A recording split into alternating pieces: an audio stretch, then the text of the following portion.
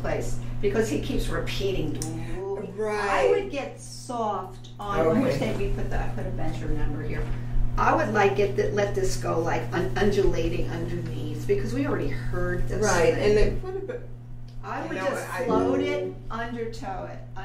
You wouldn't speed it up a little bit. No, I mean, let's say you did. Watch. Here's what I would do. Let's say I'm dividing the hands to prove my point. What I wouldn't. Yeah. I think that's what I would do because now I want to hear this gorgeous more than all that. It's sort of like, okay, I don't want to hear that photocopied over and again. It's really harmonic. It's really saying I'm floating the tonic. Right? Now we're more interested in the upstairs. Bass, let's do the bass too.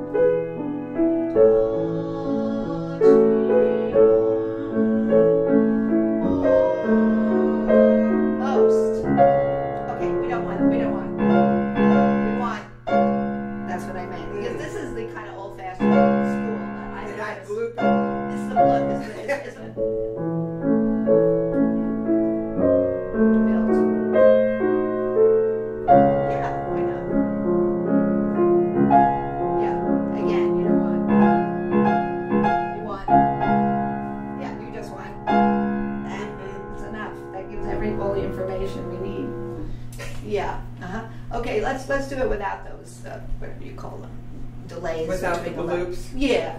So you're building to that, to the what's called the dominant, right? Okay. We should know that too, or the dominant. Dip down.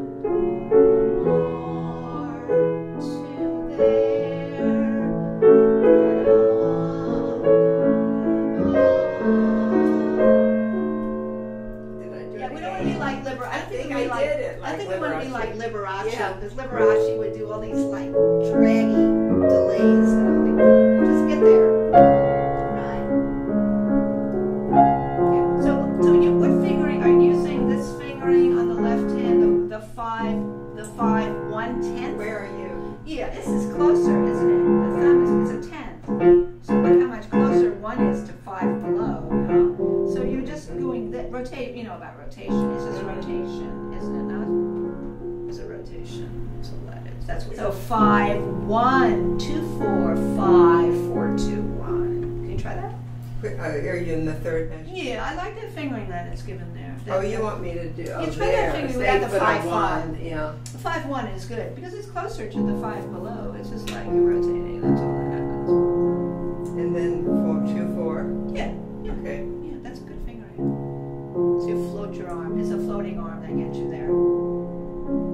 And then you'll have your 5 ready for the E sharpest. Yeah, that's why I do that is so that I can get that something. Go ahead. I think you want that legato though. Watch. You want this legato, right? You can just rotate over to the legato, right? Rotate. Everything's rotation. See, look. But this also allows more of a legato line, right? More to see this line. This way. Yeah. This would be like for me. Hard. I tried it. This would be a kamikaze trip for me if I did that. I would be worried about 5 going to 5 over the 10th. Yeah. I guess I've been doing 5. But I think 5/1 works. You just do a rotation. This is a total rotation. The 5/1 is okay. It's the 2/4. Okay, so when you go to the 2/4, what happens? Can you lengthen your fingers? See, I'm lengthening my fingers.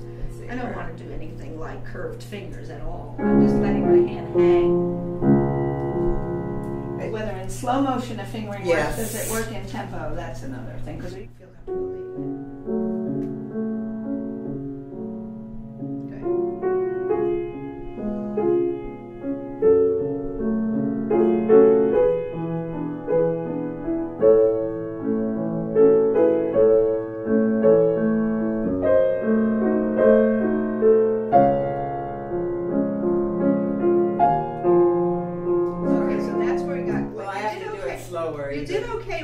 before that last G sharp, E sharp. It was okay with me. It was the last one. I just have to practice it.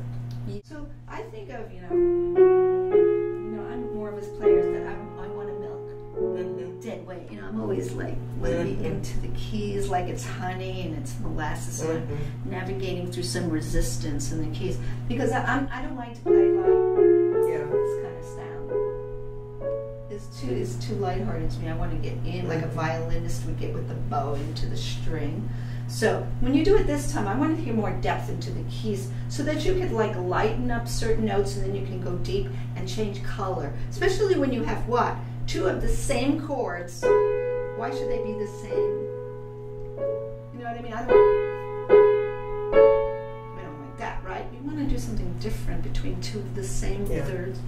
But that's where the dead weight and the lifting the weight helps and makes the playing so beautiful.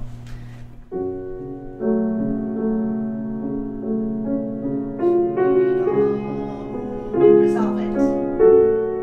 Deep under. More there.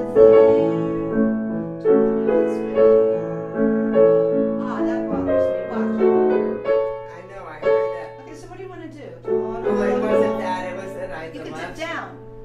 I'll go forward. I was having trouble with the left hand. Yeah, but that's something like a student sees two of the same chords and they do it exactly the same. It's sort of like what happened to the way a singer. Okay, so I'm just going to forget about the notes in the left hand. Yeah, I would separate. I can't play them all. What I would do is separate the hands and shape your line with your right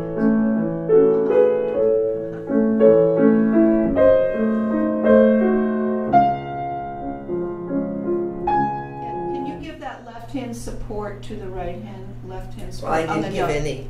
But I was going to say, give it support, but still roll it nicely, like you're rolling the beginning in two. The rocking motion stays, right? Always lean less.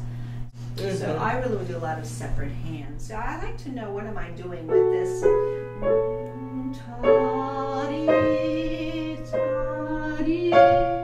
mean, I want to sing.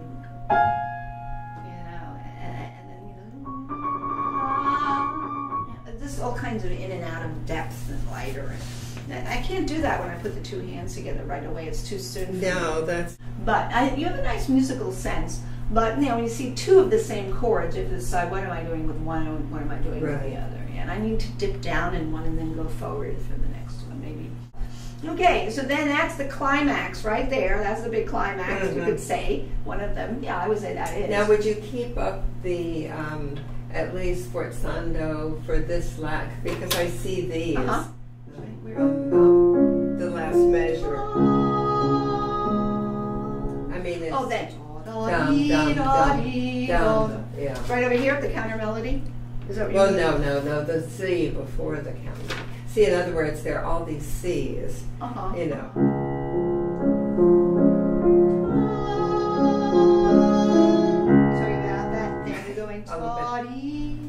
Because a diminuendo doesn't really start until after the Yeah. I won't punch it out.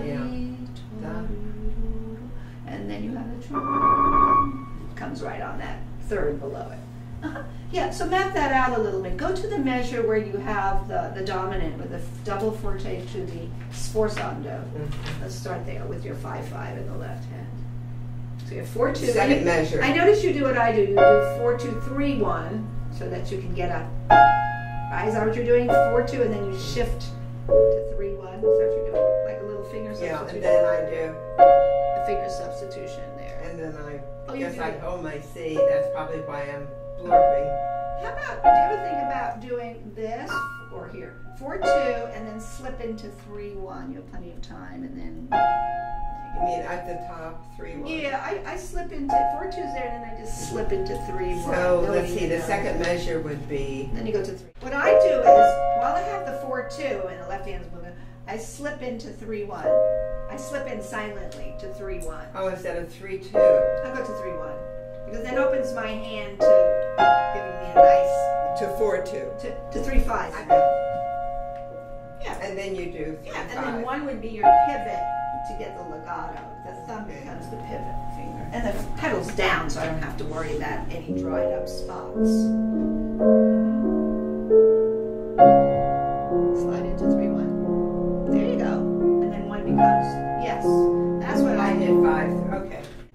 And then that's your climax, and I would keep that left hand pretty big. You know, that's decaying upstairs, so you got to be careful that you don't want to hear the left hand plowing. I know, coming through. Yeah, that's balance. That means that's decaying, so that better not be so loud, or else we're going to be paying attention to that, you know, business of broken chords, which who needs to hear that? But then the next place is the wonderful counter melody, which you did pretty well. Which keeps coming. Let's start that counter melody line there. Now you are using 5-1 toddy, toddy, toddy.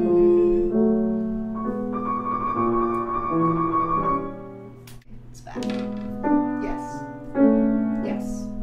And then I go to the left hand right in this chord. So you that's interesting. That's very interesting. So you divide the hands there. Why Yeah. not? I mean, toddy, less. So I can get. And then when do you reunite the part with the left hand? The left hand comes here. Right there on the last three. Right. Okay.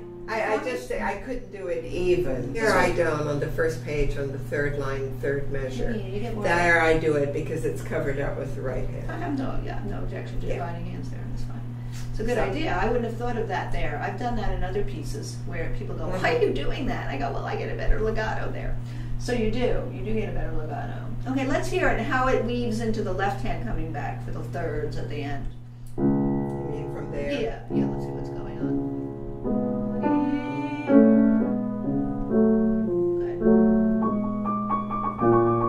Now I started it too soon. You start the trill right away. Just start it. Yeah. Right away, the trill. Boom. You know, don't go da. But not da, on da, the da. chord though. Yeah, but it starts with this. Right. Right. Yeah. Oh, okay.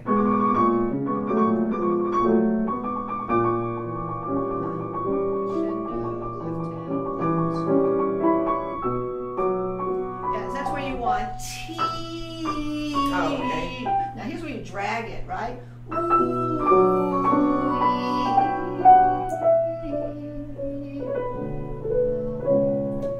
So in other words, Total those dead are- weight. This is total dead Yeah. weight. This is a gorgeous place where you don't want You to kind of mark any- those three. Yeah, you don't want any down, up, down, down. linear sound there. You want just Okay. careening down like you had before where that place we did, remember where we went. But these first three, you're saying.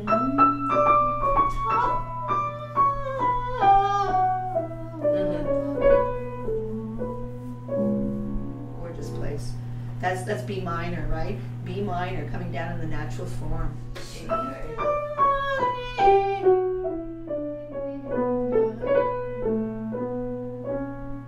And here again, here again.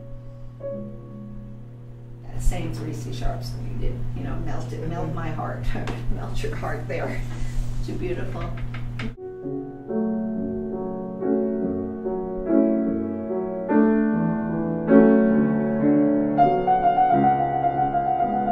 And I'll practice my trill. Yeah, to get the fast trill.